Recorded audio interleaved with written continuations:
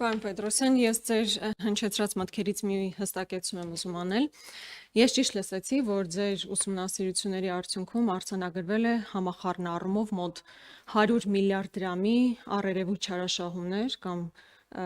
շեղում, եւ որից պետությանը վերադարձվել է ընդամենը 900 քանի միլիոն, այսինքն մոտ 1%։ Արձանագրվել է 100 միլիարդ դրամի առերևույթ չարաշահումների փաստ, շեղում, եւ վերադարձվել է ընդամենը 1%-ը։ 99% դեպքերի չարաշահումները ինչպես է հանգուցալուծվել։ Շնորհակալ եմ հարցի համար, Տիկին Գրիգորյան։ Ես առանձնահատուկ ուզում եմ շեշտել, դուք էլ ձեր խոսքում ասացիք, շեղումներ այդ թվում։ Այսինքն, եթե 100 միլիարդ դրամի ընդհանուր շեղում է արձանագրվել, չի նշանակում, որ 100 միլիարդ դրամի հանցակազմ պարունակող յուրացումներ, փոշիացում կամ խարդախություն է տեղի ունեցել։ Ենթադրաբար կարա 100 միլիարդից լինի 1%-ը, ինչը վերականգնվել է արդեն փաստացի, եւ կարող է լինել իմ ընկալմամբ ասեմ 15% օրինակ, որտեղ մենք 100 միլիարդ դրամը գնահատել ենք ընդհանուր այն միջոցների համախառն հանրագումարում, որոնց մենք առնչվել ենք։ Այսինքն մենք կարող է պետական միջոցներով կառուցապատվող օրինակ ժամանակակից ենթակառուցվածքներով օժտված 4 միլիարդ բյուջե ունեցող դպրոցի կառուցապատում վերահսկենք, 4 միլիարդից 1 միլիոն դրամ պարզապես շեղում լինի, բայց օրինակ 4 միլիարդի առաջնահերթությունը դնենք կասկածի տակ, դառնում է, որ 4 միլիարդի խոշոր հաշվով առերևույթ շեղում ունենք, բայց չի նշանակում, որ 4 միլիարդը ապօրինի է ծախսվել, վատնվել կամ 4 միլիարդը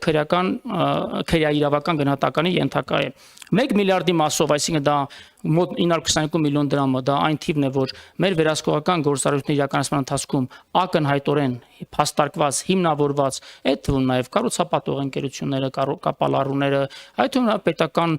հիմնարկի տնօրեններն ու հաշվապահները վերադարձրել են իրենց գործառույթների հետևանքով հասցված վնասը, պետությանը պատճառած վնասը վերականգնել են, ինչ նաև հետագայում քրեական դաշտում մեղմել է իրենց